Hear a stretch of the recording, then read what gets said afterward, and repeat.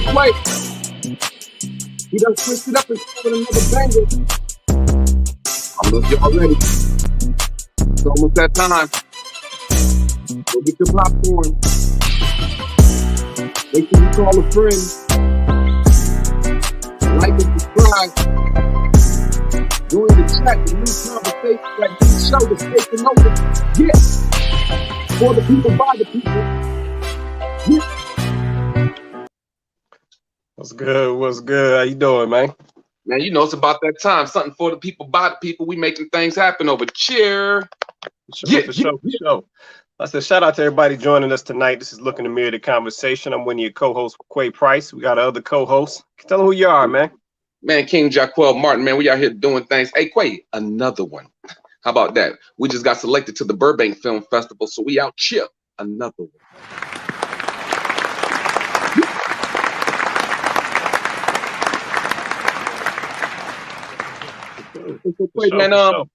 What we got for the people today? I know we got to pay some bills. You know what I'm saying? I know we got to pay some bills. We got to talk to our sponsors and everything else.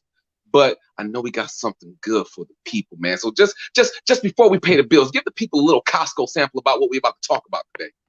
Yeah, well, like I said, the topic we're going to get into today is the topic of feminism and how has it cost us, or how much has it cost us, or what has it cost us, right? So yeah, feminism, what has it cost us? Where that bomb drop? Where that bomb drop at? I got two of them. All right, but yeah, let me shout out to everybody joining us in the comments. I said we got a couple guests coming in already as well, so we're gonna hit these sponsors real quick, and then let's say we're gonna get on into this. We don't want to keep folks waiting too long. So let me get this up real quick, and then we're gonna get started here. Let's see. All right. Shout out to our first sponsor, War on Friendly Grounds. This is our own King Jaquel Martin's book right here, 5-star rated on Amazon. He's got the short film, like you mentioned a minute ago, that's tearing up all the film festivals. Man, just awards after awards after awards coming in like crazy. So like I said, we're going to shout that out one more time.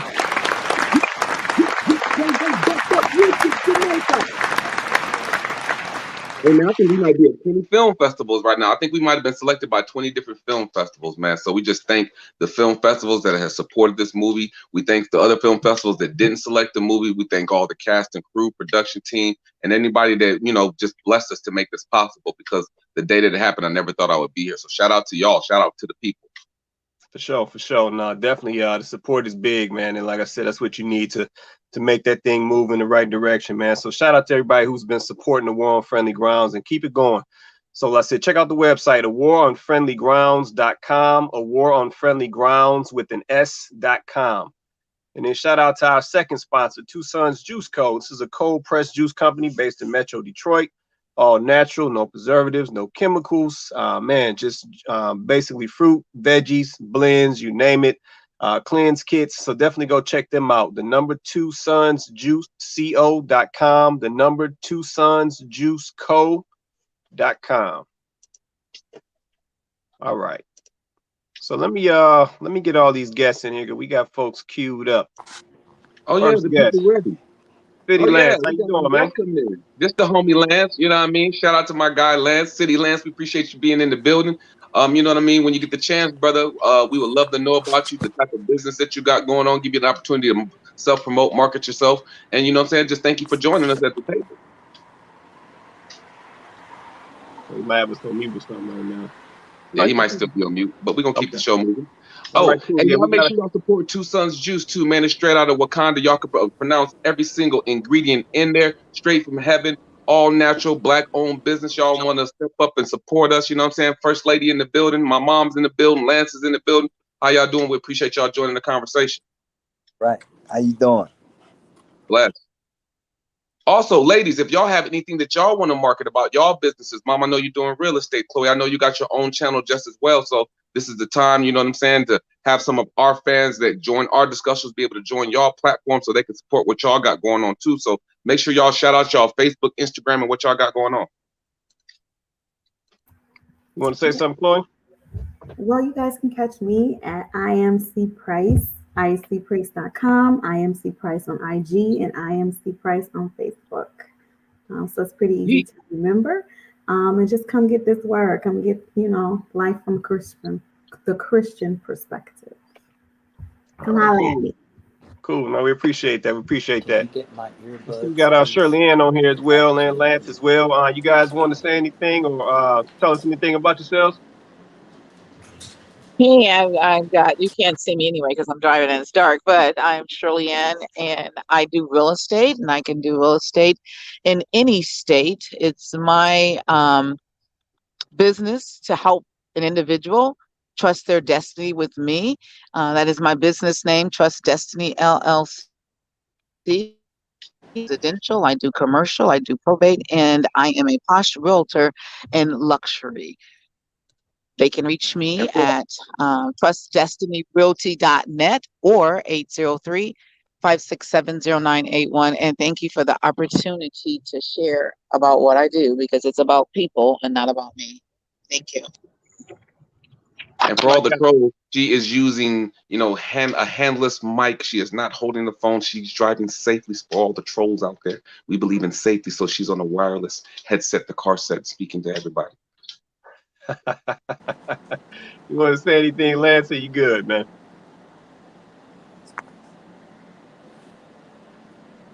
Oh, you can't hear us? You on mute, Lance? Are you on mute? Can we hear you? I'm not sure. I'm trying to get acclimated. We got you. We can hear you now. You can hear me now? Okay. Yes, sir. How's everybody? Well, today I'm good. Lance.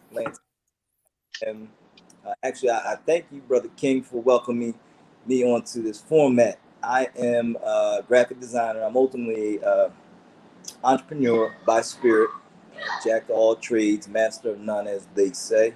But I'm just a free spirit. I'm here. I want to soak up the conversation and the topic. I don't want it to be about Lance, but I love engaging with people. I like the minds. I was lured here because of this great mind, Brother King Martin here. He has a lot of interesting perspectives, and he and we share some similar struggles, and I'm just I'm looking forward to hearing what we have to speak on as far as feminism, and hearing everybody's viewpoint, and seeing how we can possibly, if not agree, just be able to come to a common grounds on things to see if we can build in ways like never before. Ultimately, we're great people, and on that note, I'm gonna be quiet, and guys, take it from there.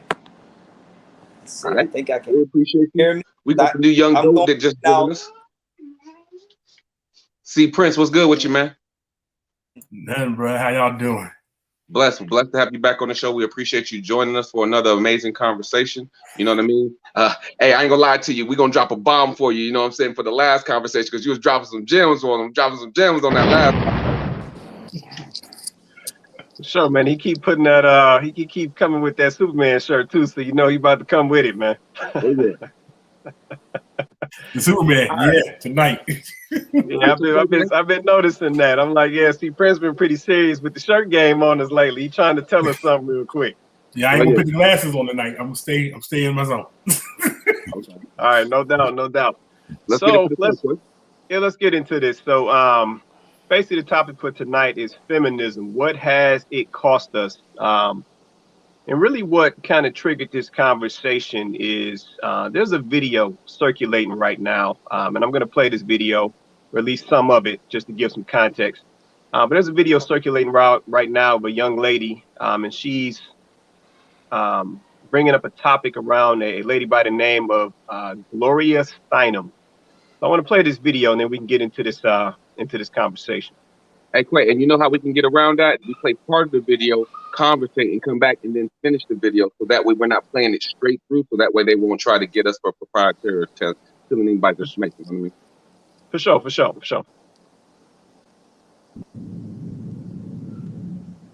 Do you know Gloria Steinem? Here, let me give you a hint. So I was reading an online article to which I came across something that I didn't know about Gloria. It talks about Gloria's new book, My Life on the Road, recounting her life journeys and travels. But look at the bottom paragraph. What is often missed or mischaracterized, however, is the work she did as a CIA agent. Steinem was a spook. Confused, I decided to dig a little deeper. Black Feminism, the CIA, and Gloria Steinem. What follows is a fact sheet about Gloria Steinem's operations against the various social and political movements in America, particularly her role in creating a hateful and virulent strain of Black feminism that attacks Black men while partnering with the white establishment. Steinem first came across the radar of Black men when she put a book called Black Macho and the Myth of the Superwoman by Michelle Wallace on the cover of Miss Magazine, which she controlled. Let's read on. The book was written by a Black feminist and activist, quote unquote, named Michelle Wallace, who came out of nowhere. She was in her early 20s, yet she was being touted as the leader of Black feminism. In the book, Wallace called abolitionists like Harriet Tubman and Sojourner Truth ugly and stupid for supporting Black men. She called Black revolutionaries chauvinist macho pigs and advised Black women to go it alone. What alone? Do it alone? I don't know. But peep what Gloria said. Gloria Steinem said that Wallace's book would define the future of Black relationships, and she pushed hard to make sure the book received massive publicity. Define the future of Black relationships? What's the bottom line? The bottom line is the so-called Black feminist movement was created and manipulated by the CIA from the very beginning. The only difference... All right, so I'll stop it right there for now, so we don't trigger any algorithms. So that's kind of some context around the conversation tonight, right? So this young lady is speaking on this Gloria Steinem and the fact that she played a role in the feminist movement and actually was a CIA agent the whole time. You know, and she also goes on to talk about some of the concepts, you know, that were injected into the feminist movement of, you know, the Black woman separating from the Black man, not supporting the Black man, you know, the Black family and breaking up the Black family structure and so on. So I'm not sure if a lot of people, I know people hear the term or have heard the term feminism, but I'm not really sure that a lot of people are really aware of how deep that whole movement goes. To this day in 2021, we are still seeing the effects of the feminist movement. You know, in particular, this offspin of the Black feminist movement. We're still seeing the effects to this day. We're still seeing the separation of the Black family. We're still seeing, you know, some of the outcome. You know, a lot of these strategies that were deployed, you know, years ago, and it still plays out to this day. So yeah, I felt like this was a good conversation that we need to get into. You know, I'm glad we got men and women on the panel, you know, because we need perspectives from both sides. You know, we got different age ranges on the panel, so that's even better. I'm open the floor. I'm open the floor. So anybody, you know, wants to comment, you know, let's get into it. Anybody want to say anything to start it off? Well, let's give Lance an opportunity. You know, he's a new guest. You know what I'm saying? See where his mindset is and let him speak to the audience. You know, get some of his thoughts. Man, Lance is saying he don't have no sound on his end. Can you hear us, Lance? Difficulties. I hear you now. I did miss probably about 30 seconds of Brother Qua speaking. Well, basically, Lance, we're just basically talking about the agenda of feminism, right? And the deep roots that it has when it comes to how it affects Black relationships between Black men and women, and how the CIA came up with a specific program to make sure they destroyed the Black family. And this young lady was one of the people who helped initiate that movement and wrote a book about it.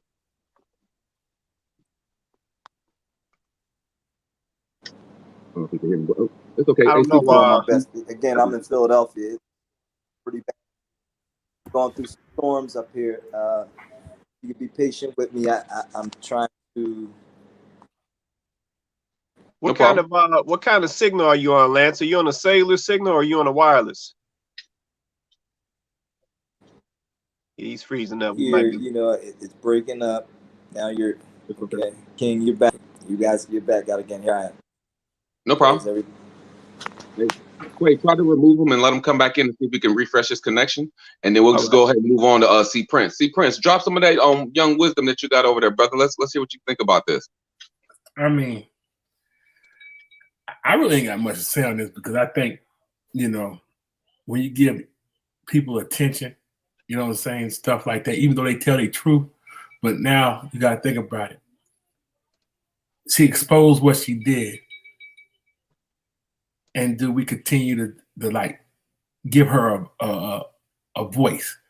Like she's trying to atone for what she did or apologize or something.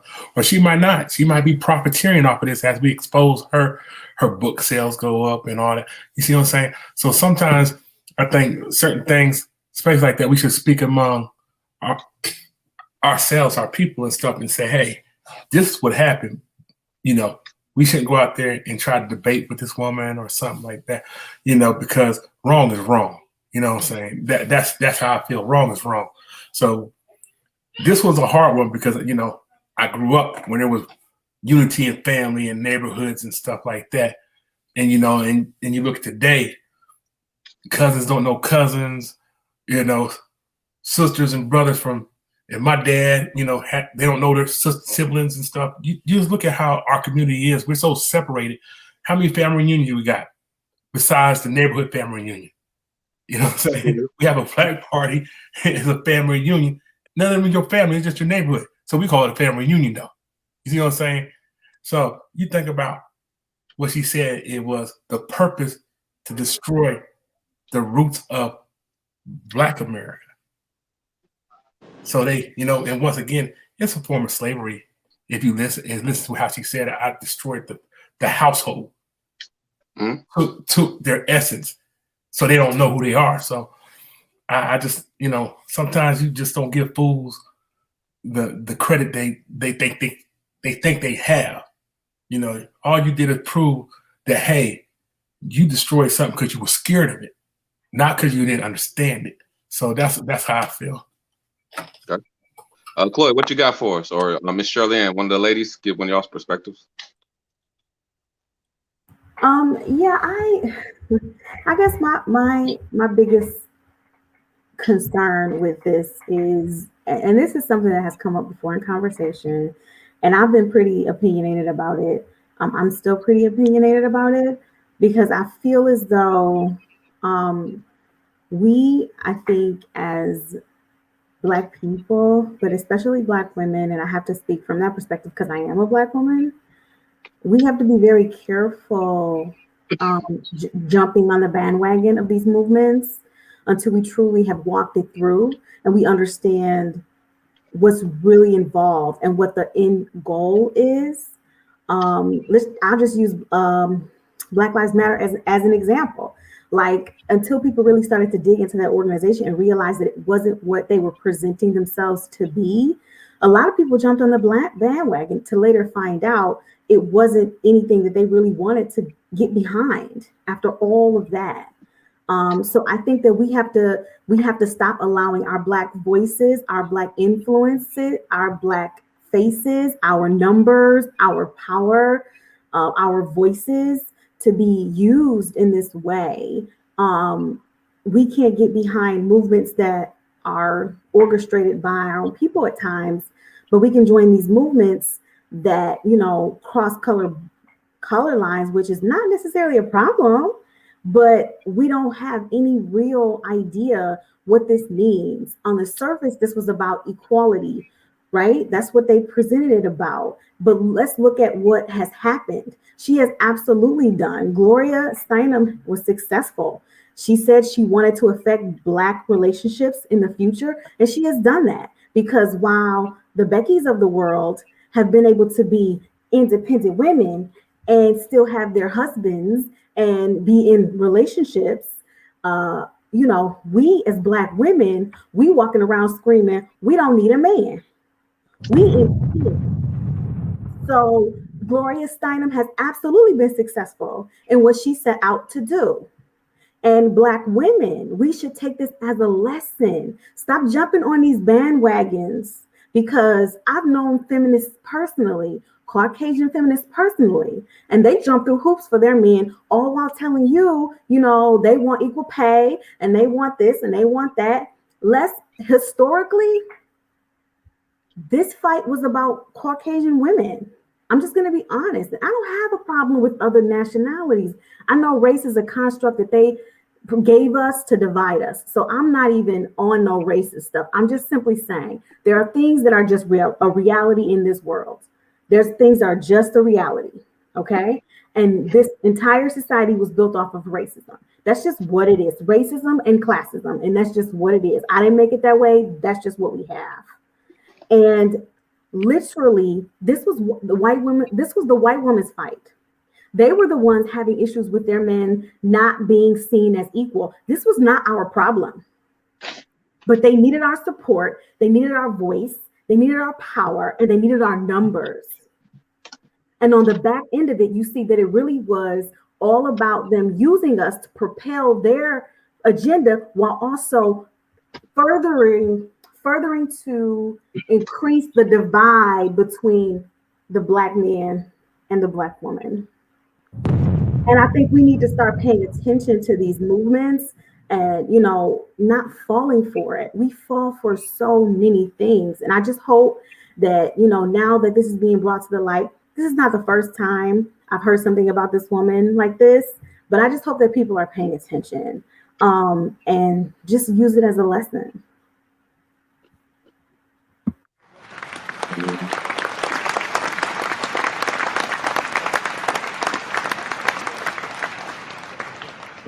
Miss Shirley, do you have anything?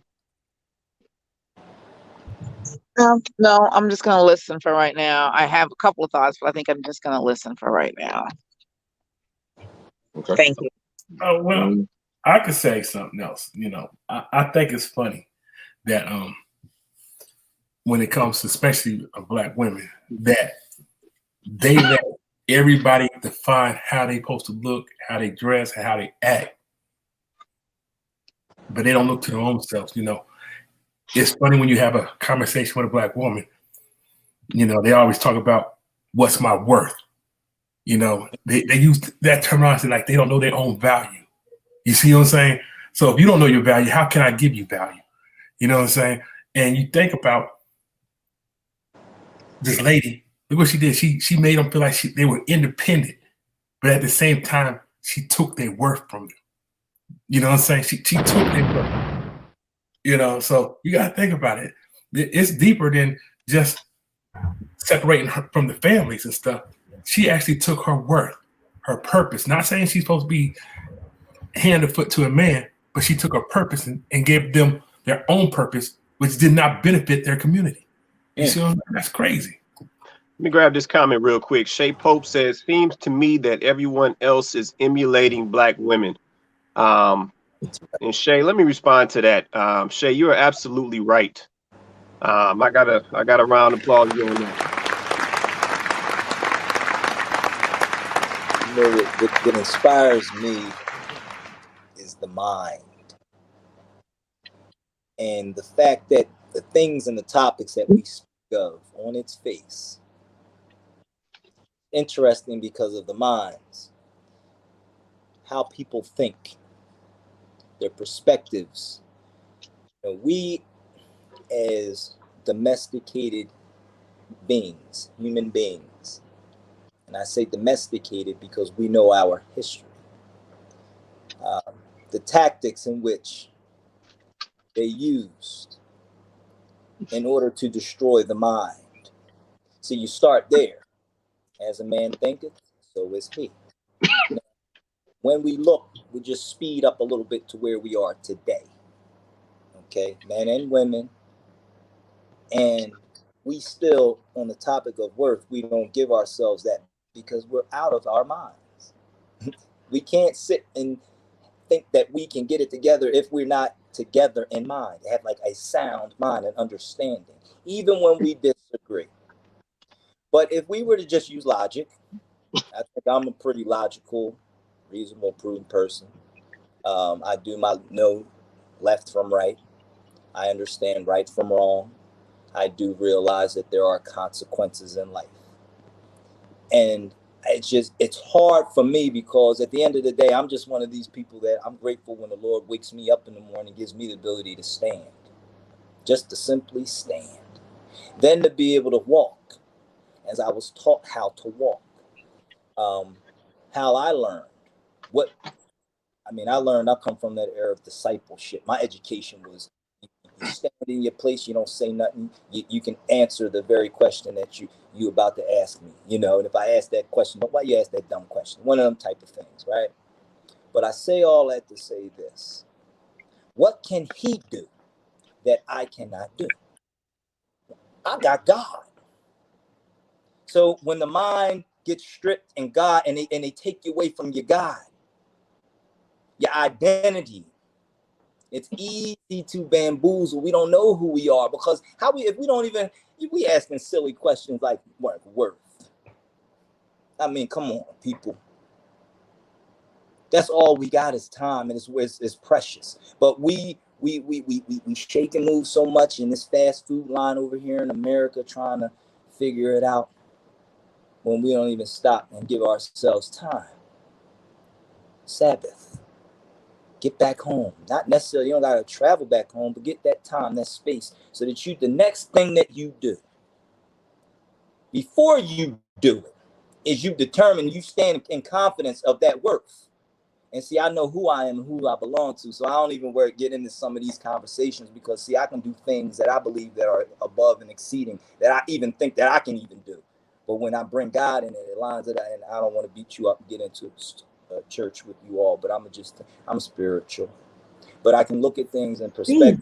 I think because we have been stripped from that ability where, we think on both sides of our brains. Our perspectives from the Eastern, if we want to take it back, how we learned, how we taught, how we educated. See, we did all this before all this, because I do truly believe it was meant for us, through us, by us, for us. They still figuring it out. But if we go everywhere in which we inhabited, we know in our instruction, things happen. We know the stories in the different regions, Sodom and Gomorrah. We understand what happens when you vex coal. We knew certain things. We decided to still do what we wanted to do, because let's keep it real. I can't nobody come and grab me no more. You're just not going to take me. You're not going to take me from my family, not when I'm here after. And we have to learn how I'm cohesive in that. I'm about a unit. This is why I'm here today. Had it not been for Brother King, and I give more credit to his mother, and the great person that she is, I happen to link in other ways and abilities of things with another person, a similar mind, going after things, the mind of these two right here that I speak of, to bring a brother like me on, to connect with you all. You see the perspectives of how we need to get back? We did that.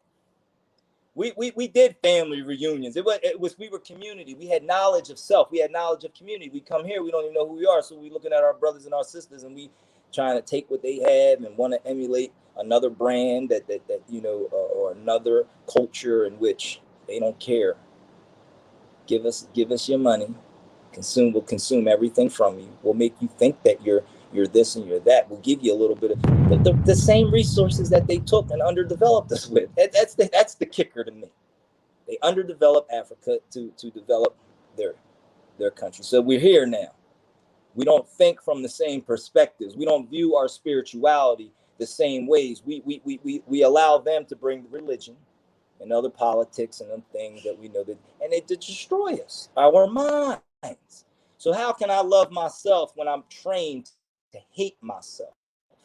Colorism, this feminism, the tools they'll use us with in order to control us, because we're so smart that we still can't figure it out. All we got to do is be cohesive, come together, tell your brother you love him. I'm in Philadelphia. Okay, brotherly love, sisterly affection. I get greeted with a meme of, like, we're afraid to say hello. How are you doing today? Let alone speak the truth. Man, I'm having a horrible day. It's bad.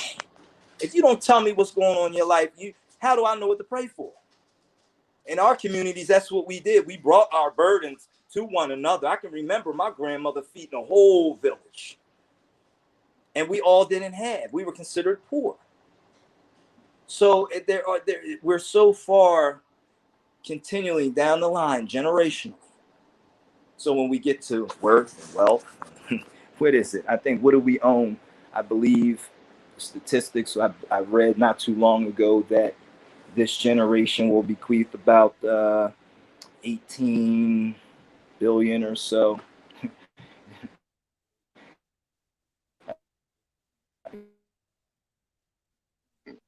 I think we losing you, Les. I look at it like this. Utilize money together, leave it generationally behind so that our kids have something to stand on, something that we built off of the blood, sweat, tears. I mean, it baffles me. On that, I'm gonna give the floor over because I can go on, and I just want to really hear from different minds, similar thinking people. Well, maybe not similar thinking, but similar minded people, and hear from you. How do we get there? How do we get there? How do we draw a scratch line or something and say, okay, we know all of these issues that we have, but when will we wake up?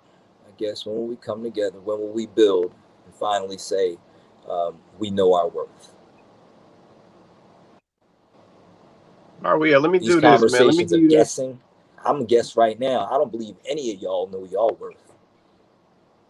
Because brothers and sisters, I'm here to tell you, you can't measure God. He is at infinite. Therefore, your worth is at infinite.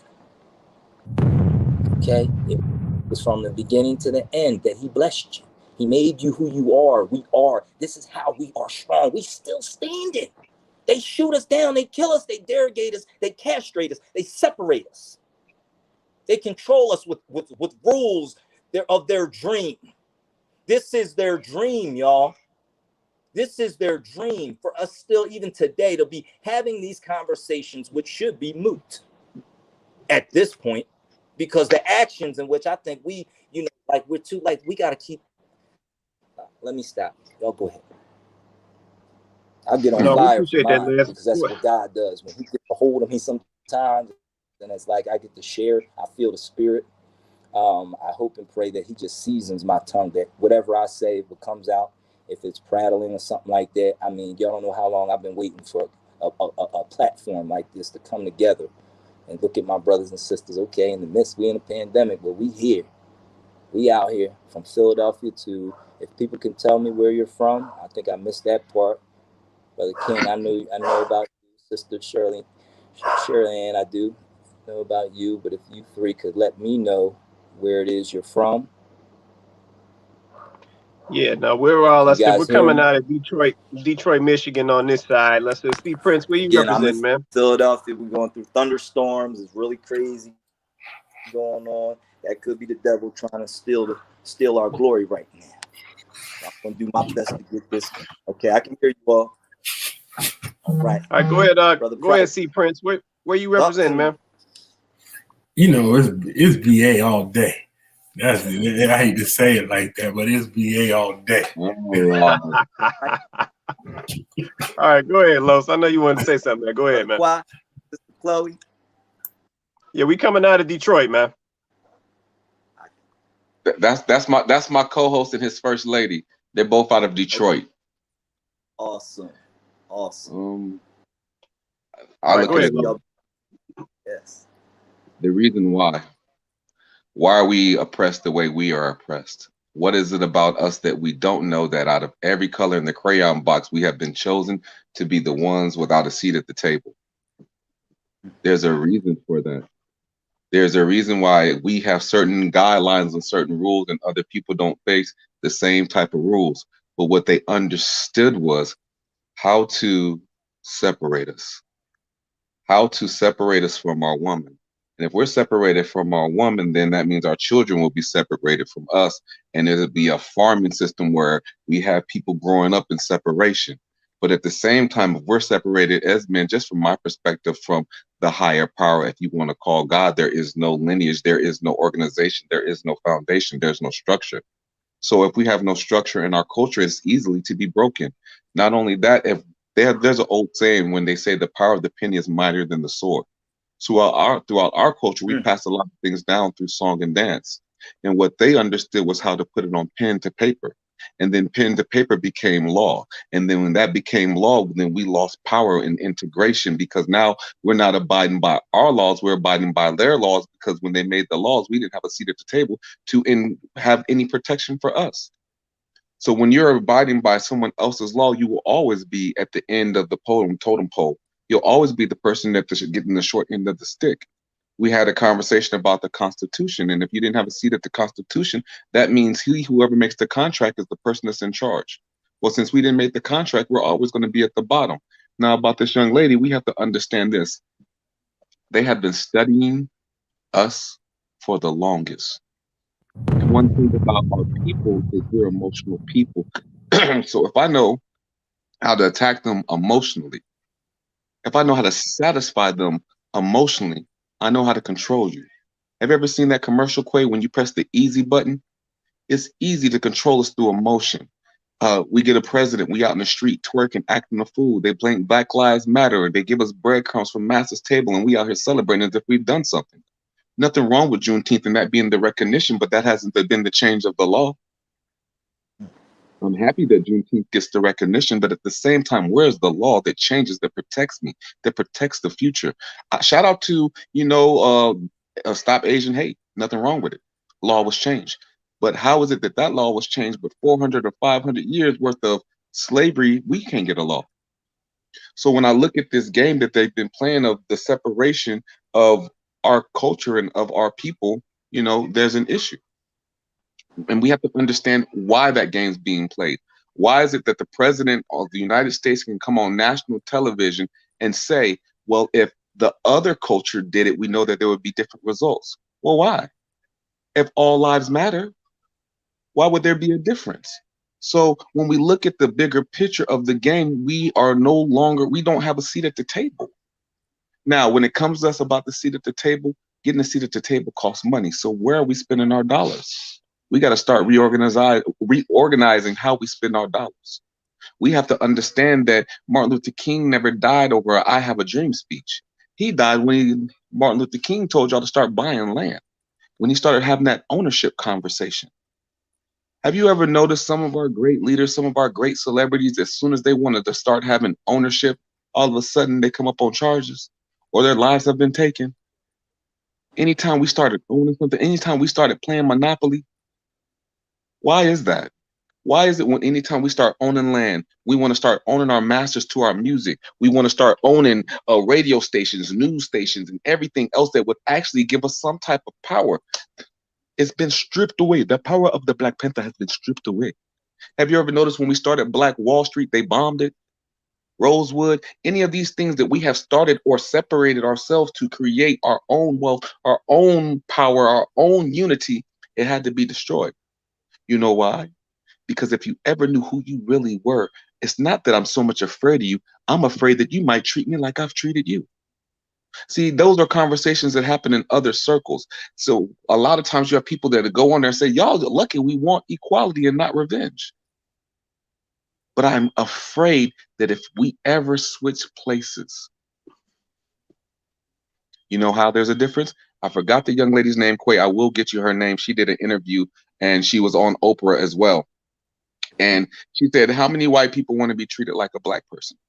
No, I apologize. She said, how many of you are racist? Nobody raised their hand. She said, how many of you want to be treated like a Black person? Nobody raised their hand. She says, exactly, because you're racist, because you know there's a difference. Now, if we know there's a difference, what is the difference? The difference is this. Two people in the same state can do the same crime and get different type of sentences. One gets counseling, one gets a maximum sentence. How is that right? Now, when it comes to the Black structure, I have to destroy the Black woman. I have to degrade her. You know why? It's like telling a child, you're stupid, you're stupid, you're stupid, you're stupid, you're stupid, you're stupid, you're stupid. And then when the child grows up, that's what the child believes. But if I could take the Black woman out and I can degrade her, I can make her feel like she's the ugliest person on the planet. I can divide her with colorism. I can divide her with her hair and steal her look, culture appropriate her, steal everything from her, and then throw it back in her face. Then she's confused because then she doesn't know who she is. Because everything that we said was ugly, we took from that and made beautiful. And not only did we make beautiful, we made a profit off of it. So how is a person supposed to know their place? How is a person supposed to know their value when from birth they've been manipulated from birth? So when she wrote the book, she's only talking about manipulation of the mind, because the greatest war that we will ever have is the one right here between our ears. Go ahead, Quay. Let me go to Chloe next, then we're gonna go to see Prince. Go ahead, Chloe. I wanted to touch on something that a question actually, like Lance, you asked the question. I kind of wanted to kind of touch on it a little bit. You said, "Well, what do we do? Like how do we fix it? Like we know what the problems are basically. So how do we fix it?" And I think that that's really like that's the question. Like that, because we can sit here and we can talk about like all the things, but how do we get there? And I think that it's not like we haven't tried in this country. I'm not going to sit here and say that Black people have not tried. We've had our Tulsas. We just recently found out, it just recently came out, and maybe some other people knew this already, but it just recently came out that there were a lot of Black towns like that, where they had their own businesses and they had their own commerce, and they built up their own communities, and they were self-sufficient, and they flooded these towns. They flooded these towns and turned them into lakes. The buildings are still there, buried under the water. And this has been our story here in this country. So it's not that we haven't tried. It's not that we haven't tried to rise above. It's not that we haven't tried to work. It's not that we haven't understood that we need to be a community. We have done that. I think that what we are missing, and you touched on this, Lance, like what we're missing is who we really are. And I too know my identity in the Most High. So I know who I am. But not only that, I know who I am. I know why they have such a bone to pick with Black people. I know that we are the chosen people. I know what my real identity is. This is what they stole from us when they brought us over here. They took our language. They took our identity. So here we are, a lost people, literally the lost tribes. That's us. We're lost because we don't truly know who we are. We don't know who we are in the Most High, and we don't know who we are as in, first, we're not Negroes, we're not Black people, we're not African Americans. We need to understand who we are. Right. And until we know who we are and why we're in the situation that we're in, there will be no fixing of the situation. We will stay in this situation. We have tried building our own towns. We have tried being independent. We have tried lobbying for a seat at the table. We have tried, let's have our own flag. Let's pick our own nationality. All of this has been talked about. All of these things have been discussed. The one thing that we have not collectively come together and said is, why is it us, the one nation amongst all nations, that every other nation hates? Nobody has gone back to the Bible to find out that this was prophesied over us. God himself put this on us because we disobeyed. So now here we are, broken a covenant with him. And he said, you break a covenant, you're going to get these curses, 400 years worth of them. And nobody has went back to say, maybe we should return to the Most High. Because if he put us under these curses, he can lift these up off of us. But nobody, we won't say that. We won't do that. Instead, we're looking for this government to fix it. We're looking for equality that's never going to happen in this system. We're looking for a seat at the table that doesn't exist. Because it's not going to exist. If the Most High has cursed you, you are cursed. Period.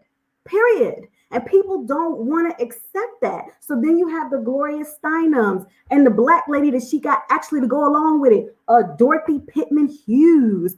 I mean, literally they're using our own people against us. And we're so lost. We're so lost that we blindly follow these movements. And do you want to know how to fix it? First of all, you need to understand why this is happening to you. There's a reason why specifically it is happening to you, Black person. There is a reason why. It doesn't matter where you go, you are not safe. It doesn't matter what country you go, you are not safe. You are always different. You are always hated. You are always discriminated against. And that's because it was ordained by God.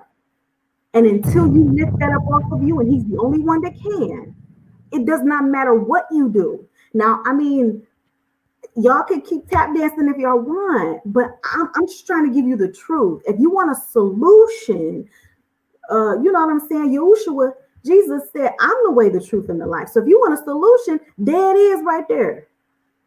I mean, people don't want to hear it. I know people believe other things, but we have to understand why.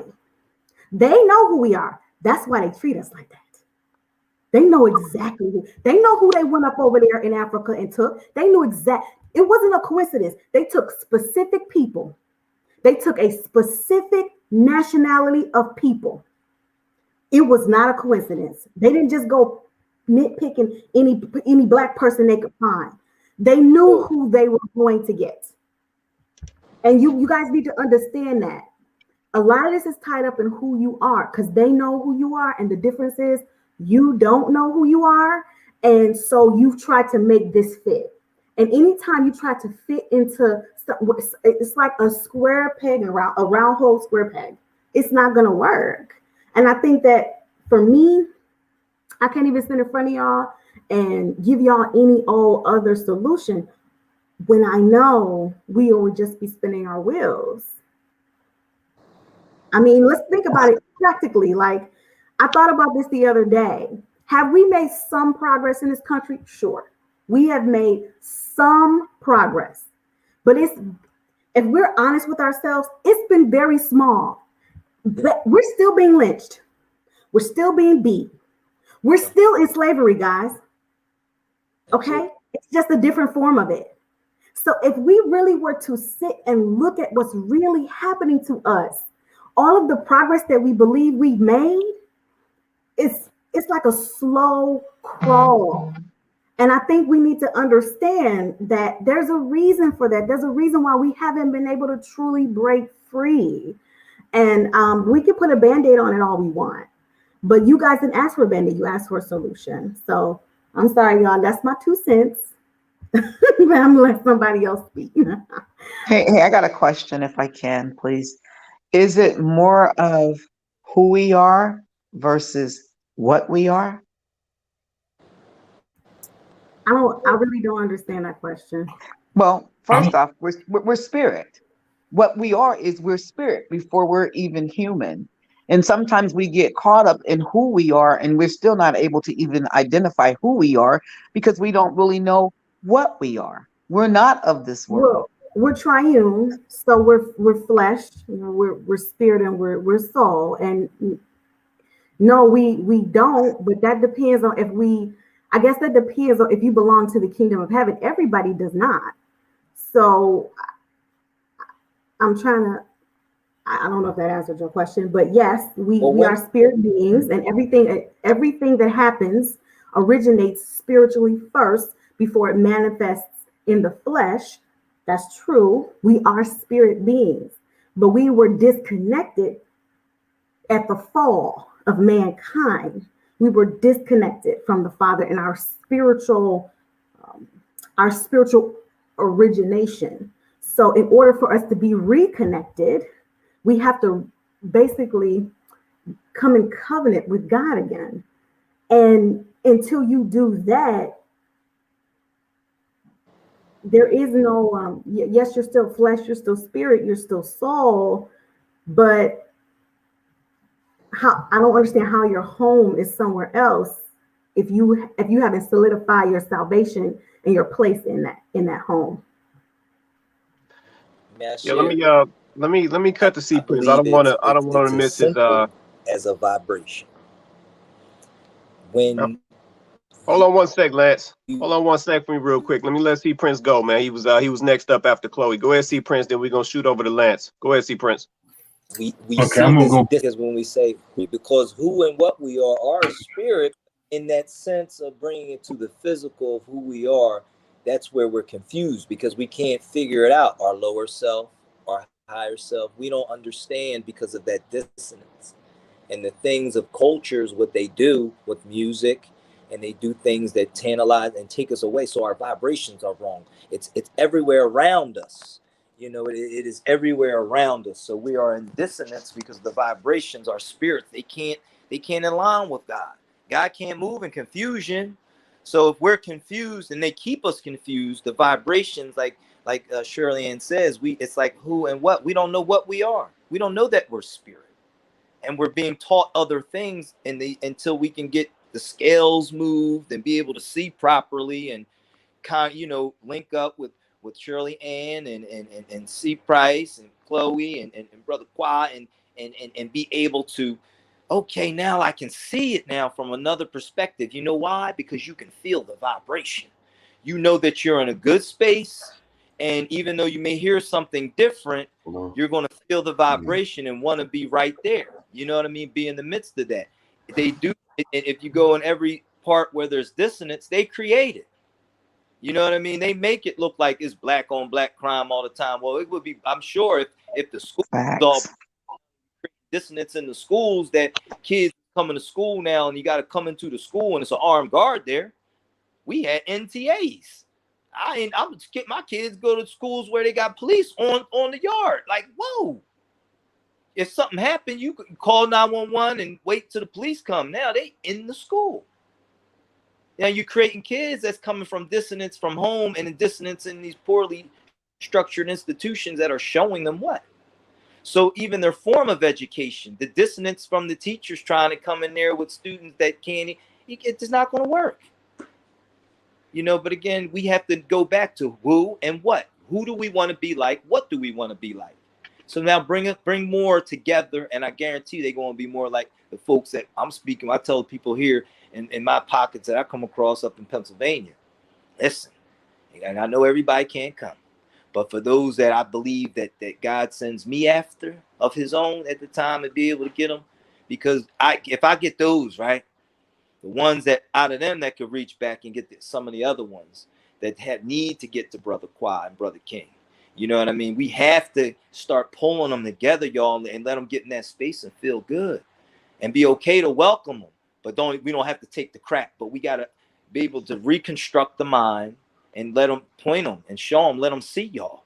You know what I mean? If I ain't meet y'all, I wouldn't even knew you existed, because I was downright to the point where up here, I'm tired. And you try and you get to a point where it's like it's exhausting. Like, how much more? I need some help, because I can't change this. You know what I mean? And just not even, I just got a phone call just now, and I have to cut it short because a relative was just murdered. This is how bad it is. Oh man, I'm sorry for that. I got trying to have no idea, but I just pray for communities, our children, that we're young. We kill one another at a rate up here. It's just, I don't understand. You know. Oh, I can't believe this one, y'all. Wow. Yeah, no, our condolences, man. Prayers, Just hearing that news, man. Give me a second, Quay. Danny, Father, just thank you right now. I mean, we understand that you're in control of all life and you're in control of everything that happens. But right now, bless Lance and his family as they go through whatever this situation is, even though we might not know, that we can still pour in love, and rest assured that he doesn't have to go through this situation by itself, regardless to whether we're doing a show or not. It's not about a show. It's about love, and it's about being there for people. It's about being able to support. So let him know that he has a family here that he can confide in, that we can express love in, and that we can be there as he goes through whatever it is that they're going through this storm with his family. So please just protect everyone. Please just protect their family as they go through this. Let them handle this the best way that they can, Lord. In Jesus' name, amen. Amen. Amen. All right, see, Prince, I want to let you get your time in, man, before we miss you, man. You want to get your point out, man? Go ahead. Yeah, I want to go back to something what Shay Pope said. Okay, go ahead, said, man. That everybody's trying to emulate the Black woman. I mean, to me, that's a false statement, because why are you going to emulate something that you replaced? You see what I'm saying? They replacing y'all. Everything they told you y'all couldn't be, or everything was ugly about you, they now are. They got the big booties, the big lips. They got everything that y'all had that they said it wasn't attractive. Now they got it. And guess what? since they're replacing y'all, they taking y'all men, the black men that y'all say that they don't want to talk to y'all no more because guess what? Y'all don't know y'all worth. Y'all let somebody else tell y'all that y'all wasn't sexy enough for the men at home that was appreciating you. You see what I'm saying? So there's no way they can imitate something they don't know who they are or know their own worth. Because guess what? Once again, they stole from you again. And now you trying to say, well, they trying to act like us. Nah, y'all better catch up because they replaced y'all. That's what they did. So if you don't know you being replaced, you need to wake up because imitation is only when they can't be like you. But when they achieve everything that y'all are by body-wise, they talk with your language. Listen, hold on. Understand this. Y'all, you say all you want, but think about this. You know, us brothers, we go around, and you know, I'm telling you, you be like this, and the first thing you do, you be up there, you like, oh, that's a thick white girl. I hate to say it like that, but some people, I hear it all the time. You know, you hear it all the time. When the brother's like, dang, she got a sister body. You know what I'm saying? All day long. You say what you want, but that's what is going on. Look, here's this is where I'm only disagreeing with you and Mr. C. Prince.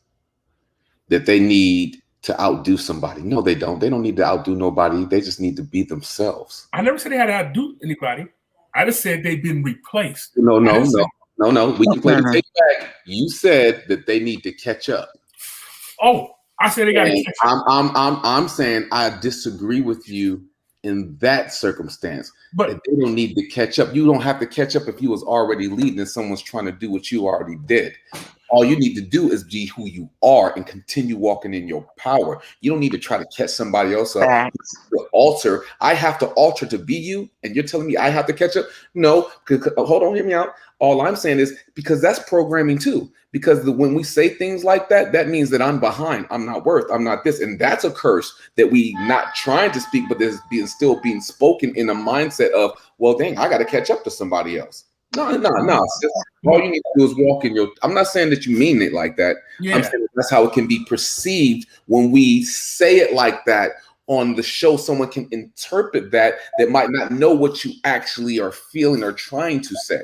And some young girl who might be going through some situation and having to look at the world from a broken lens might take that and feel as if she's not enough and that she has to catch someone. I know you didn't mean that. No, but I'm talking about catching up as far as know their worth. I'm not talking about catching up with surgeries and stuff like that. They need to start mentally growing and stop saying that their bodies and is all they got to offer. See, I got to get you, Charles. I got to get you, Charles. Nah, because you did start the conversation was like, well, we see the thick white girls and they be like, wow. No, I'm saying that's what got this. And then they trying to replace y'all. Nah. You did say this. No, I said they no. I said what I said in this statement. She said imitating. I'm not saying they're imitating no more. They are replacing. Understand, there's a difference between. I'm saying that she said imitation. Imitation is when they want to be like y'all. But guess what? Now you hear women say they want to be like the Kardashians and stuff like that. Hold on. So guess what? So you can't imitate. Now, guess what? In the same time, all I'm saying is this. We can't say they're imitating the black woman no more. Because they set a stature that now black women are saying, I got to get myself right. You know what I'm saying? And I'm not saying they got to play catch up. I'm saying they need to wake up. Basically, you know what I'm saying? They need to wake up because guess what? You said catch up, bro. You said catch up, bro. But I did say catch up, and I mean just catch up, get their mental thing. Not looks. Because guess what? When I grew up, women were strong. I hate to say it, they was real strong. Here's the thing, their hair was nappy. They came out. Guess what? Think about what you said, though, Charles. It's the manipulation of the mindset. And if I feed you year after year after year of what beauty is supposed to look like, and here's the thing, I'm never gonna tell you you're beautiful, right? I'm always gonna make it seem as if your color of your skin is worth, especially if you chocolate. So I'm gonna downplay that, make it seem it's worse than what it is, and then guess what I'm gonna do? I'm gonna sneak in your culture and I'm gonna steal everything from you. From Asian people selling black people's hair, from white people with getting lip fillers and butt fillers and da da da this and da da da that, from just twerking. Remember, twerking was bad. Now you have girls in Russia giving twerk classes, and this is how you twerk, and this is how you do this, and this is how you do that. And then they make a profit off of it. So they take from who we are and then flip that. It's almost like gentrification. They allow it to be ran down through media, through marketing, through influencers. They allow it to be ran down. And once it's watered down, they take the same concept and then they go right in their neighborhoods and do the same thing and turn it into a profit. And then all of a sudden, the pitch changes. Then all of a sudden it's cool. Then all of a sudden it's what you want to be like. And then who's the one out here saying that we should be like the Kardashians? Who's actually really out there saying that? What is that really saying? What come from? How is that being marketed more than anything else? It's just like a good rapper versus a conscious rapper versus someone who's rapping about drugs. So what we're gonna do is we're gonna limit the conscious rapper who's actually saying something, and then we're gonna put Molly Percocet all over the radio and allow that to play. So then that way the kids think that's what it really is supposed to be. See, the game is being manipulated purposely. I'm a purposely water black women down. I'm a purposely water black men down. I'm a purposely water down their gifts. And then I'm going to take those same things and I'm going to use it and I'm going to make a profit off of it. You know, the funny thing is I always think about this. I always think about Muhammad Ali, right? He came out and the first thing he said, I'm beautiful. I'm gorgeous. He told the whole world that black was beautiful, and he said it loud. I'm pretty. And he kept saying it, and he kept saying it. You know, he might not have been the prettiest guy in the world, but his confidence said he's pretty. You know what I'm saying? You're going to accept me because I believe that I am worth something. You know what I'm saying? Then you had like people who did sit and say they were beautiful, not because of what they seen on TV. Because like I said, a lot of stuff didn't represent us on TV when I grew up. You know, now y'all got it. You know what I'm saying? You get a little Nas X now kissing the man on TV. You see what I'm saying? So don't say that. It's true. The same ones that's watering it down, Charles. This is what's so crazy about it. The same ones that's watering it down be the same ones in the black woman face trying to get them. And then all of a sudden, because certain men don't have the standard to be able to provide the same living, you got to understand that there's a difference in finances. But so it's like, oh, well, it's softer. It's more opportunities. The way he talks to me, it's different. It's this, it's that. Look, Los, I'm a firm believer is this. If you pick garbage in your home, you're going to pick garbage out your home, regardless. You know what I'm saying? So in our community, you got to think about it. Are we giving our children the knowledge, or are we giving them garbage and sending them out to the world? So guess what? We can't blame media. We can't blame other cultures. We could blame ourselves. Because guess what? If we give them garbage at home, they're going to take garbage with them. I agree with you halfway. I agree with you that it is on our responsibility to raise our family right? But if the home is already broken based off of the societal, systemic oppression and things that people face, and fuck shit, because sometimes we do fuck shit. We got to own our own stuff. We just can't blame every single flaw on everybody else. No, we ain't. But what I'm saying is, when you take our own BS and then you double it down with systemic oppression, it's gonna be broken. Now, I'm not saying that parents don't need to be parents. I'm not saying that we don't have a responsibility of how we got our children. But what I am saying is, Charles, it is scientifically proven, and we have it's 2021, right? Mm-hmm. That's how much proof we have that the system works. We still fighting the same thing today. We still have the same conversation today because what the system that they built works perfectly.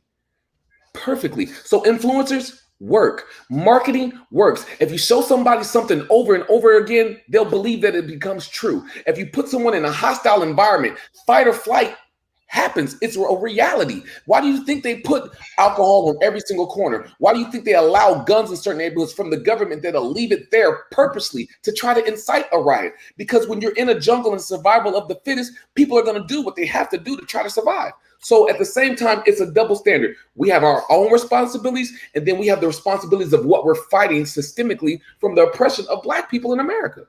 It works. But you think about this. what you just described in your own words is the perfect lab rat. You know what I'm saying? That's what you described. And I don't think culture's the perfect lab rats. But I actually think that we so busy blaming everybody else that we become the perfect lab rats. I hate to say it because we only can blame people so much. Bro, you know what? We dying in the streets, Charles. You can't blame us from a white cop killing us in the streets. Hey, Los, I'm not saying you can't blame us from Black Wall Street being bombed. Chloe, you can't. The same way Chloe brought up all these different cities where we were getting our stuff together and we was doing right, and then they came in there, bombed it, they flooded it, they all this other. You can't put that on us. So it ain't just if we get ourselves right.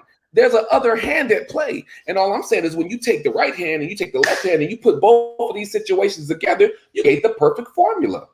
But you think about this, Los. Hold on, Charles. Let me let Shirley get a point. I know she wanted to say something a little while ago. Let me let her get a point in, man. Then I want to respond to what y'all saying. Go ahead, Shirley. Hey, thank you. I just wanted to say that I, Charles, as a Black female, am not being replaced. I may be emulated, but I'm not being and can never, ever be replaced by anyone because they are a carbon copy. I am the original. The other thing that I want to say is it's not about that I don't know my worth. I need to, not necessarily me, but just speaking for Black women or whatever out there, because I can't speak for every Black female.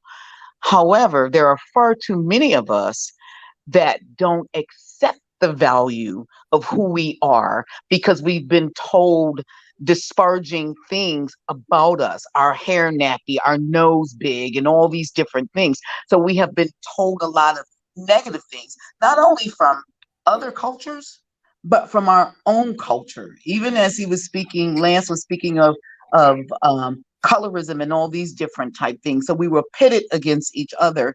And I love the show, but somewhat in honesty, I take a bit of offense when you say we don't know who we are as Black females, especially with you being a Black male and the king that should be representing me and helping me get on point to measure up to be the queen that I am. And I'm not to wait on men, hand and feet, as you had stated earlier. So I can't be replaced, but I can be emulated.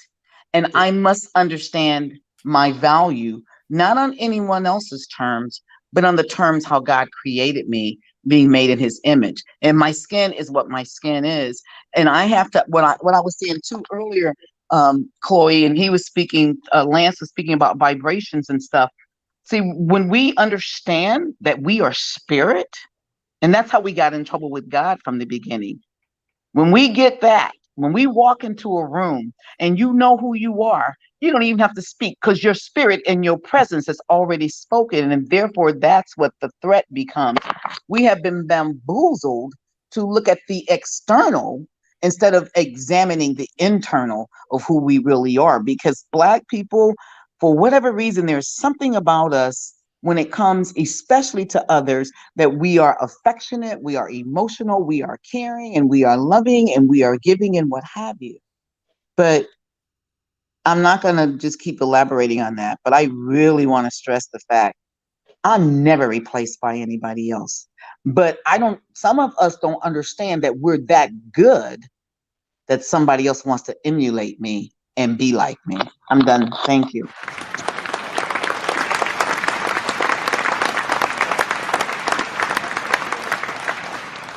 All right, go ahead, or are you going?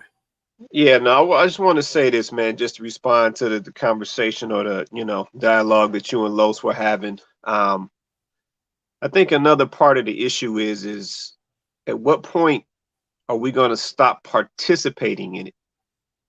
Like, that's the piece that we keep overlooking, right? So I understand the points of blaming. I understand the structure that is in place.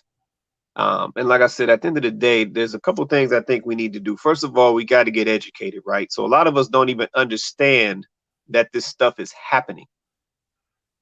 Yeah, we just join in once again into these movements and these purposes and not even understand what we're supporting. So that's the first problem. Two, once we do know these things, once we know that there is a thing that is feminism that was designed to divide the black man and the black woman, then after we know that, then that's when we need to make changes. Yeah, we can't continue to support it and be a part of it. Like, that's where the issue comes in. Like I said, a lot of things are fed to us, right? Because of our power, if you will, our influence, our leadership abilities, our ability to take something or take nothing and make something out of nothing. Like, people have been leveraging us for a long time, and they're still leveraging us now.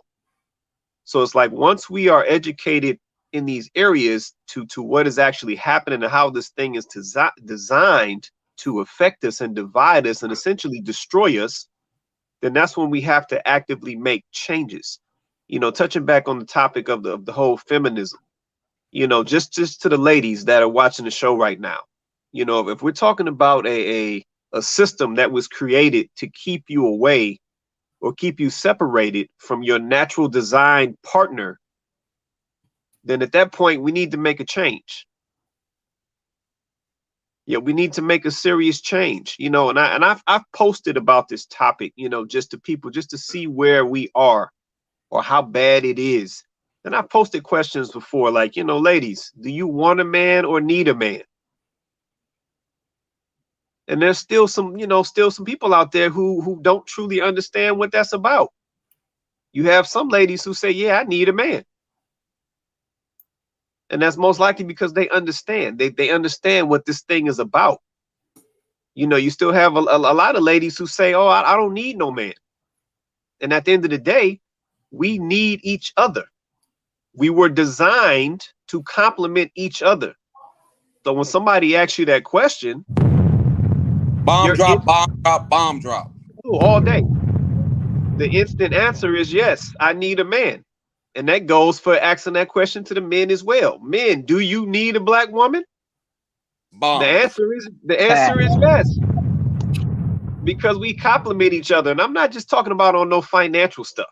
I'm talking about balance. I'm talking about, strengths and weaknesses. I'm talking about the emotional connection of the woman versus the logical thinking of the man. Like, there's reasons why this thing was structured this way. So the answer is always yes. I need a man. I need a woman. That's the answer, because it's designed that way. That's the whole function of it.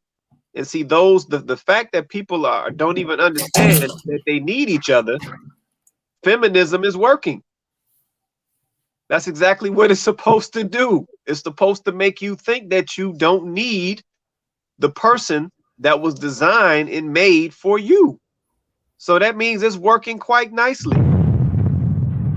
So once we know that, now we got to start moving differently. I mean, I think another point I wanted to bring up too is, like, somebody mentioned the psychological aspect of it. I can't remember one of you. I'm sorry, guys. I don't know. Okay, King. So you were talking about that, and it's so true. Like, this is how these things have stuck with us throughout generation to generation, because they've attacked the mind. Like, I hate to go back to this, and I know Prince, I know how you feel about this, but I'm gonna go back anyway. Let's just examine the Willie Lynch letter. And the whole thing that was all about psychologically conditioning the black female to basically do to create the subservient black male in her son, and to distance the black man in the husband. So that whole thing has been orchestrated since we stepped foot over here. He came over from where he was in London or England. He came over here because he was already doing this wherever he was at and had saw some success. So they brought him over here so that they can learn the same thing. It's conditioning. So basically all this Gloria Steinem woman did was she just checked the facts. She was like, oh, it worked once. It worked for us once. Let's just do it again. Let's do it again. But let's wrap it in a nice, neat, pretty little ball. Right? So they don't know what we're really doing. It's the same thing, guys. They keep using the same techniques on us over and over and over again. And I think we need to understand that. Like we need to understand that. And thank you for going back, Shirley Ann, and explain. I guess I didn't really understand where you was going, about us being spirit beings. We are spirit beings. But we have to understand that is what, and let's talk about that. We are what we feed our spirit. We are what we feed our spirit. So if this is what we're being fed night after night after day, century, generation to generation, like if this is what we're being fed, we will pass this on from generation to generation and not even know that is what we're doing. It's in your DNA.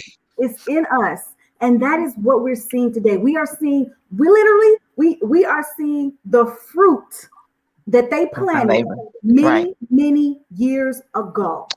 And Chloe, you're spot on, because if you read the letter, he openly says that if you do this, it will repeat itself without anyone else doing it, because I have locked it into the subconscious mindset. And oh, by the way, you won't have to tell it to them. They will do it to themselves. And that's when I get offended, when we say things to ourselves that they have said about us, and we keep repeating the cycle for them. That's what I'm saying there, because death and life is in the power of our tongue, and whatever we say, that is what happens. That's what manifests. You no good. You just like your daddy. You ain't gonna be nothing but your mama. You belong in jail. You this, and it's always the negative versus speaking life. And if you are living life, then you think you too good. You better than somebody else. You talking white, you acting white. I'm like, what is this white stuff? For real. And so somewhere the cycle has to be broken, and we have to be unbrainwashed, because we have been brainwashed. And the initial of the unbrainwashing and truth of the matter has to begin with me. I cannot point my finger at you and examine you, because it's easier for me to examine you versus me changing and checking myself. That's, and when I speak to you, then I need to make sure that I'm speaking to you in the language of royalty, of queenmanship, or kingmanship. I just can't come at you any kind of way, because my flesh wants to come at you any kind of way. And that's where we get twisted, because we think the language is just the language, but we don't understand the fact, as you stated, we are what we eat. And whatever spirit, we are spirits, hands down. Whatever spirit you feed, that is the spirit that is going to live and manifest through your flesh. Because if the flesh does not have a spirit in it, it does not exist. Go to the cemetery. Because the moment the spirit leaves, the body dies. Now, that's bigger than talking on a natural level. We got to think supernaturally and deal with it. And the final thing I want to say is, the word even tells us we wrestle not against flesh and blood, but against spiritual weaknesses, principalities, powers, and rulers in dark places. And so when things hit us, if we don't understand it's happening in the spirit, then we act out, cuss folks out. We do all kinds of negative things towards us in the natural. And that's why you have all this evil running throughout the world, because it's manifesting itself through the flesh, and nobody's looking at the fact it's a spiritual attack. Thank you. But Shirley, and people don't know that, but for me, that's me going back to saying we don't know who we are. Not only do we not know our heritage, we don't understand what happened at the fall. We don't understand that we started out as spirit beings. The flesh came after the fall. Like, we started out as spirit beings. And so for me, I guess my thing is, people have to understand who they are. And I feel like that's all a part of it. Like, the first thing you need to do is reconnect with the Most High, because you can't, if you're disconnected from your power source. He is our power source. If you're disconnected from him, you don't have that power. You don't have that authority. You're not going to know. You're not going to be able to understand the fact that you are a spirit being. You actually need the Holy Spirit in order for you to even come in agreement and say, I'm a spirit being. The reason why you've accepted that and you understand that is because you have the Holy Spirit to guide you and teach you and instruct you. If you don't have that, you can't even come in agreement with that. You won't even be able to understand that. You can't be supernatural if you don't have the Holy Spirit. It's just not possible. And so we're talking about people reconnecting with the Most High so they can know who they are. Period. Yeah. Spirit, body, flesh, soul. Like, you need to know who you are. And if you don't know who you are, whose you are, and your identity in the Most High, then we're going to continue to stay lost. And it'll just be this perpetual, we'll be spinning our wheels over and over and over and over and over again. A lot of people don't know that what originates spiritually manifests in the flesh, and it originates spiritually first. People don't understand that. But you have to be led by the Spirit to even understand that. So, I mean, I think that, that's why I'm always saying, guys, get in your word. Like, the reason why I'm always encouraging that, and I know everybody doesn't believe the same thing, but the reason why I'm always encouraging that is because I feel like everybody's looking for a solution, but that right there, until you get that understanding, you're going to stay lost. You know what I mean? At some point, we all were lost and had to be found. So, I mean, I think, Chloe, with that, though, too, we have to understand what spirit is driving us. Is the Holy Spirit driving us? Or is an unholy spirit driving us for the sake of the audience? That's what I'm saying. Exactly. Final comments. Chloe, did you have any more for the final Sorry. comment? No, you're fine. No, I think that, honestly, that's it. I'm always going to encourage people to understand who they are. You need to understand who you are and why these things are happening. If you don't understand who you are and why these things are happening, they're going to continue to happen. At the end of the day, your oppressor knows exactly who you are. They know who they brought over here. They know why they brought you over here. They know what they brought you over here to do. And you've accomplished that. We literally built this country. And they knew we could. They tried to tell us we were stupid, we were uneducated. But how can an uneducated person build a whole city, build a White House, till the land, plant farms? Get them. How can an uneducated person, an ignorant person, be able to do what we did? Nobody taught us. They didn't teach us. We already knew, because they went and got a regal Negro. They knew who they got. They knew who they brought over here. Wow. And so I'm encouraging you to understand who you are. I'm doing that because I want you to be free. I just want to thank you, Father. And that's all I got, guys. Thank you. C. Prince. Oh, yeah. Go in, go. Speak your mind. I'm going to say this, man. I like that y'all went back to Willie Lynch and stuff. I do appreciate that, because guess what? Even in the slave manuals, it says to get a man to subdue, you must break his woman, or break his woman in front of him. So we know that. You know what I'm saying?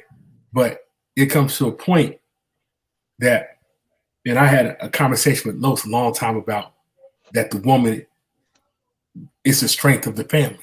She's always been. But when they don't know they're the strength, the backbone of the family, we the heads, we sit the heads, we protect our family. But the backbone of the family has always been the woman. And guess what? When she stopped wanting to be at home, or stopped wanting to be that backbone, I'm not saying being subservient and cooking and cleaning, but when she stopped, there's no more big mamas. Or, you know what I'm saying? There's nobody that you could run to in your family, because you didn't run to grandfather, because he probably sitting there drinking with his buddies, talking about something that you shouldn't talk about. But you go to Big Mama, because guess what? She's gonna tell you the truth about life. She's gonna educate men and women. But understand this. I feel like this. If it wasn't for, in our culture, the black women, we would still be slaves.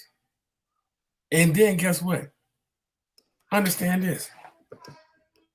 Today, men have more excuses in our culture of why we failing. I believe that wholeheartedly. You know what I'm saying? But where's our backbone to help us stand up as a man? We don't have them. And then when you do have them, you know what? The world don't understand what y'all doing. They look at y'all like y'all a plague or something, that y'all building something. Uh-oh, this is a curse. We got to stop them somehow. You know? They tried to stop Obama before he got to the White House. They're like, oh no, we can't show this side of the black woman. But it's too late. So they can't say there's not an example out there they could follow. It's do they want to follow her example, how to be a, you know what I'm saying? You don't have to spay because, hey, Obama was president, but Michelle ran this country. I tell you that right now. I don't care what anybody say. That's all I got to say. Shirley Ann, do you have any words, ma'am? Charles look like TD Jakes. No. Yeah, I believe that the black woman was made to take a stand that was really not technically her role. The role for the black family should technically be driven by the black male. And as a result of so many women who have been running this thing, we have weak men, or their feminine side is very, very strong, where it needs to not be as strong. Their masculinity needs to come forth. Now, I get it that somebody had to keep the family together, and it was the black females, the big mamas, because the men were broken as a result of the slavery. And when we were freed, they were never taught how to manage their homes because they were pitted in different homes. Some slave masters allowed black men to stay with their women and their families, but most marketed them and their men off. And this is why they was with this woman, that woman, blah, blah, blah. So for me, in my closing, very clearly, no white woman, Asian woman, Hispanic woman, or no other woman that's not a black woman can replace me, ever, period. So if one is listening, no offense to you, be the best white woman, Asian woman, Hispanic woman, whatever that you can be, but you can never, ever, nor will you be a black woman. And the truth be told, they don't want to be black women. They just want the things that the black women have. And finally, brothers, you know, we're not going to be your slaves because we've been forced to be strong at some point. However, we do want to be by your sides and be your queens and take care of our families so that you can cover us the way we deserve and are supposed to be covered. Thank you. Great show, by the way. Somebody get some holy oil and throw it on that sister right there. She going in. Quay, what you got for I us? surrender. You know what, man? I'm gonna say this, man. And you know, C Prince made a point that I gotta slightly disagree with. He said that, you know, fellas are waiting on this backbone. And to a certain extent, C Prince, I agree with you on that. And that's a lot of the problem. Message to the fellas. Time out for all the waiting. At this point, we got biz to handle. I should have went first. Go, we got families to take care of. We got women to lead. We got families to lead. We got sons and daughters to lead, and everybody else to lead, because that's what everybody waiting on. So we ain't waiting on no backbones. We ain't waiting on no permission. We ain't waiting on none of that. Yeah, we know what's going on. We know what we up against. We just had a show about feminism, which is a big part of what we're up against. So it's time for us to just handle this biz at this point. Ain't no more waiting. Ain't no more excuses. Ain't no more blaming. Like I said, we know what it is at this point. So it's time to get busy. Like I said, we got to quit with all the games. Go ahead, Los. I want to take a piece from everybody and elaborate on that. I want to go with Chloe from her amazing final words. Chloe brought up the fact that they knew exactly who they went to go get. Well, if you look throughout history, your last name meant something.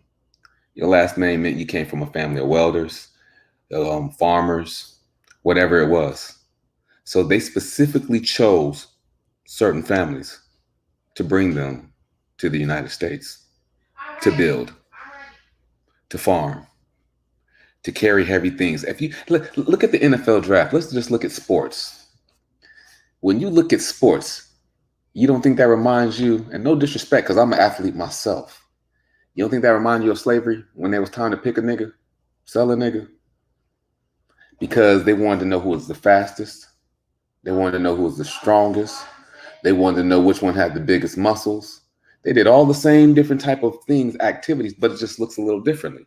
Ain't no disrespect to an athlete doing this job. I'm just comparing how when it was time to sell a slave and how they looked at him, stripped him down to his drawers, and how they do the exact same thing for the workouts in the draft. Fast, they want the strongest and everything else so that organization or plantation can win that championship. I don't care if you shake your head, Charles, this is my opinion. I'm going to keep going with it. Now, Charles, to your point, because Chloe's right. How could America be built off the sweat off of an idiot if he didn't know what he was doing? In my opinion. So in my opinion, they specifically chose people with the right last name to build. Look at masonry. But let's go with Charles. I said it. I said it. Builders. I said it. Now, how about that? I said it. Somebody got a problem with it? I said it. Now let's go to Charles. I understand what you're saying about how you can break a black man and why a woman should be there, right? But at the same time, I think that's where we messing up because we waiting on the woman instead of doing what we're supposed to do as the leader. That's just my opinion. My opinion. I can be totally wrong. Oh my. But how are we supposed to be the leader and you waiting on somebody? I never seen a leader wait in the back. If anything, what I was always told is you could tell by what a good leader is by his following. So that means you have to be in the front doing something. They always say a cliche, you lead by example. You don't lead by waiting on a woman to do what you're supposed to do. Now, that doesn't mean that you don't listen or take the advice or the guidance or anything else because she can see something from a different perspective because our perspective is how to do it, how to get it done. Her perspective is more detail oriented and more organized from a different standpoint. That doesn't mean we shun her, but that doesn't mean we don't go out and execute and do what we're supposed to do. But we've been so broken and distorted from our family. Like you said, they took our wives from us. And when they took our wives from us, well, guess what we did? Eventually, we slept with another woman. Now, doesn't that sound like a muscle that has been performed that happens today in 2021? How you have a wife, but all of a sudden you go around and you sleep with everybody else's woman. You don't think that has nothing to do with no conditioning that happened a long time ago? Because if your ancestor, your daddy used to have one family and they stripped him from his family and they took his kids from his family. And then all of a sudden now he got multiple families. He got multiple homes. He got multiple children. That don't sound familiar? That don't sound too common. Split families, split households. That don't sound familiar in how we live in the day. We don't think those things are like rollover minutes. I'm just wondering. I could be wrong. I'm just saying it's embedded in people's DNA. Now, to my mother's point, can't nobody replace you. You are absolutely right, Queen. We just need to stand in our power and who we are. First of all, if you was a no one, why would I want to culturally appropriate from you? Why would I want to be like you? Why would I want to walk around with Bantu knots? Why would I want to fill my lips? Why would I want to go to the tanning salon? Why would I want butt injections? Why would I want to dance like you? Why would I want to build like you? Why would I want to talk like you if I didn't want to be like you? Now, if you don't believe that, if you look at the money, you can follow the money. Look at the trends. Let's go to TikTok. Right now, there's a strike on TikToks where black TikTok dancers say, I'm not doing no more TikTok dances until we get paid like our white counterparts. See, we've been culturally appropriated for the longest. If you look at neighborhoods and if you look at redlining and if you look at the environments, how come we got a Koreatown? How come we got little Italy, little China, and we got all? Show me where Africa Town is. Oh wait, we got Africa Town anywhere? Anybody in any state, any country? Where Africa Town at? Is there one? Oh, you gonna say it's the ghetto? That's what you're gonna tell me? The ghetto is supposed to be Africa Town? It's supposed to be Black Town? It's supposed to be that? Because I don't know where one is. ever in America. But I know every other race got a town named after them. Where is ours? Little Haiti. In America? Mm-hmm. Where Little Haiti at? Florida. Okay, well, thank you. I'll take that. Appreciate it. I need that education. I didn't know. I appreciate the blessing. I could be educated. Right. That's a whole nother nation. That ain't us, man. No, He tried, no. man. It's okay. He tried. It's us to a certain extent, but he tried to reach. Let's go. All I'm saying is there has been a design, a system to continue to break us, to separate us, and then they make fun of it. You know how they make fun of it? If you look at this meme on Monopoly, you see a whole bunch of Jewish people, white people standing on top of the board with a whole bunch of slaves up under the board, and it says if only they knew they had to stand up together. All we got to do is put it in a book. All we got to do is tell the truth. They'll never read it. They don't want to know. All we got to do is keep putting them against one another. All we got to do is let Kwesi get $1 million, because if we let Kwesi in and tell Kwesi he not like the rest of them, he not going to conduct himself. And then Kwesi going to get this bread. And I'm not saying you wrong. You can love whoever you want to love. But then all of a sudden, Kwesi on $1 million yacht with nothing but white women. No sisters allowed. I'm just saying. And then all of a sudden, you can, here's my thing. If that's what you choose to do, that's fine. But why do you have to do that and then disrespect Black women while you do it? Why can't you just go love what you love? Why can't you just do it without being disrespectful? Why does it have to come with the price of disrespect? Where's the uplifting? Why is it all of a sudden the ones that do make it, the ones that do get a piece of the apple pie, then all of a sudden you forget where you come from? You forget all the Black women who got raped, who got killed, who got pillaged, who had to breastfeed other people's children, and then you talk about them like these sacrifices didn't happen for you to have the comfort that you have today. How would you ever become a rapper? How would you ever have the platform without the sacrifice of someone marching and giving their life for you to have it? But all of a sudden, Black women ain't shit? Black women angry? Well, then if you've been treated this way for all these years, why wouldn't I have the right to feel the way I feel? But, I should comfort your feelings. Isn't it amazing how these same women are the same ones on the front line anytime a Black man gets shot? The same ones you talking about? How is it that Black women ain't nothing, but yet Big Mama's the one that you came to for counseling? But all of a sudden, money made you different. All of a sudden, you don't know who you is no more. But see, that's the conditioning. And we continue. It's a muscle. And we practice this muscle. And we wonder why we don't know how to get it. You know why we don't know how to get it? Because of how to be a man. We ain't been using that muscle in a long damn time. When was the last time you used the muscle of being a man? When was the last time you used the muscle of being a covering? When was the last time you used the muscle of being a man of your word and standing true and doing what you're supposed to do? When was the last time you exercised that muscle? And in summary, to wrap it all up, since Chloe, my mom, and Charles, they talked about mental, spiritual, and physical. Well, I got a question for you then. When was the last time you took a bath? When was the last time you washed your butt? You wash your butt every day? Why you wash your butt every day? Because if you don't, you're going to stink. If you don't, you're going to get sores. If you don't, you're going to get viruses and everything else, right? Interesting. Because if that's true, you don't think that works with the physical? You don't think that works with the spiritual? You don't think that works with the mental, physical, and spiritual? You don't think that works? So when was the last time you had a spiritual bath? When was the last time you had a mental bath and got some counseling and cleaned all that toxicity out your system? When was the last time you meditated? When was the last time you did something different? How is it that you won't change in your life, but yet you don't do nothing different in your life?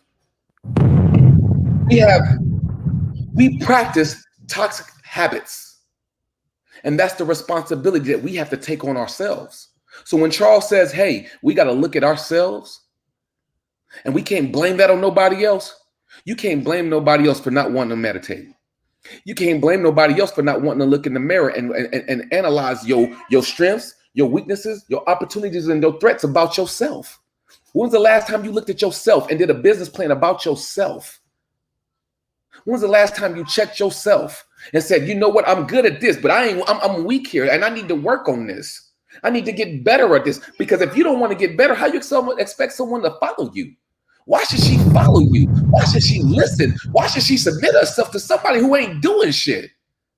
But yet then you mad. You mad that she don't want to listen. Well, she ain't listening because you ain't doing your part. She expecting you to be a man of your word. She's expecting you to be the covering. But if you ain't doing that, then you can't. Hey, tell me if you can keep a job if you don't do the work. What job can you go on and you don't do the work and keep your job? What business can you run and you don't take care of your customers? Tell me a business where you can't take care of your customers and you still got a business. So why the hell you think it would be different in a relationship? Why do you think it would be different in life? Why do you think the rules of engagement is going to change? How are we supposed to fulfill the promise that Chloe talked about from God? We ain't fulfilling the promise within our damn self. So we have to grow up. We have to become men the same way Quasi was talking about. We got some responsibilities to do, men and women. We got to go look in that mirror. And that's why we named the whole show Look in the Mirror. Because can't nobody else make you do it. But if we could just drop some gem, if my mom says something, see Prince says something, Lance says something, Chloe, someone in the comment section, if someone says something that struck your spirit to make you go look in the mirror, then we did our job. Because it's not our job to make the seed grow. That's your responsibility. It's not our job to make sure that the harvest is right. That's God's responsibility. It's only our job to drop a seed, a positivity of love, of correction, and how we can do things better. Now, whether you water it, nurture it, let it get sunlight, that is on you.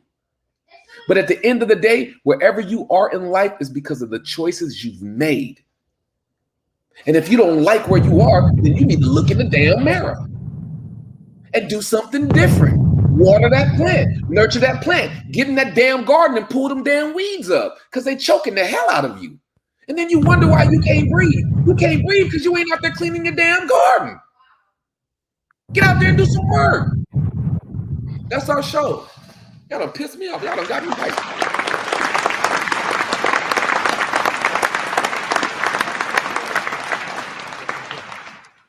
All right. Once again, shout out to everybody who joined us tonight on Look in the Mirror, the conversation. We do this show every Thursday night, 9:30 Eastern Standard Time, 6:30 Pacific Standard Time. Like I said, special shout out to all our panelists tonight, Chloe, Shirley Ann, C. Prince, and we had Lance on earlier. We appreciate you guys. And we appreciate everybody down in the comments as well. Hey, Quay, real quick. If everybody could just say a prayer for Lance's family in your own space, in your own time, in your own moment. Because guess what? The same way that happened to Mr. Lance and his family, that could be your family. And it shouldn't have to be your family for you to care. We got to stop that.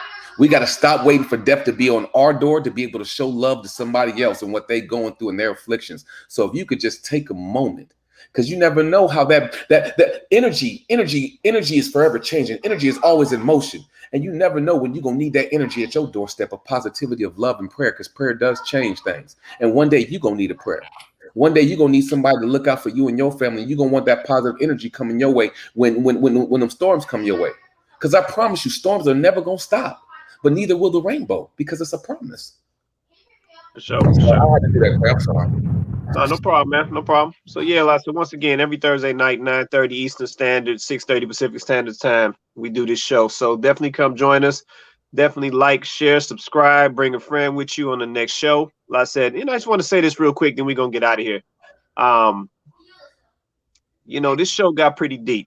You know what I'm saying? We touched on some very deep topics within this show. Dropped a lot of gems. Let's say just shared a lot of good quality information. Like I said, bring a friend with you. Like I said, we get on this show to help educate, to come up with solutions, to talk through these issues, to expose these issues, so that we know what's going on. So like I said, it's in the best interest of everybody who supports and watches the show to bring a friend. Like I said, we see the shares. We see you guys sharing out the episodes, and like I said, that helps us tremendously. And like I said, we appreciate that a lot. You guys don't realize how much we appreciate those shares. And when we get new guests that come on the next Thursday to join us because somebody shared out a show. So like I said, bring a friend with you. Lo says it all the time. Bring a friend with you. Bring somebody to come get this good information, to have these discussions. Come join us on the panel. You know what I'm saying? We appreciate everybody coming in on the comments, but come join us on the panel. Come get into the show with us. Have a little fun with us. We mix it up. Some shows are very serious, and in some shows we like to have a little fun. I'm sure you guys have seen some things in the past. Like I said, so definitely come join us, and let's just keep this thing going and get this information out to as many people as we can. And with that being said, like I said, we appreciate everybody, and definitely come catch us next Thursday. You want to say something real quick, Los? We wrap, man? Yeah. I just want to say this because Quay brought up a good point. And it's amazing how we can go share somebody falling down the staircase, something ignorant, somebody twerking. Rihanna didn't get into a club and it gets a million shares. Who gives a damn if Rihanna got into a club? How does that affect your life and change your life? But that you'll share something like that a million times because she didn't get into a club.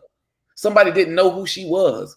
I mean, everyone should know, but who cares? She's just another person like anybody else. And shout out to Riri. But I'm saying, why would something like that get a million likes? And then something that can actually help feed you, change you, grow you, affect the community, because we swear we want some change. Well, then share, because that's the proof. That's the proof. Why are we sharing ignorance, but we don't want to share conversations that can actually do something, that can actually be a blessing to you, your family, and the future? That should be getting a million likes, not because we are who we are, but because we say we won't change. But I guarantee if somebody do something stupid or do another dance or something else, that's going to go crazy. Then you bringing a friend about a conversation or getting up here and giving your opinion. I'm so grateful Lance got up here today.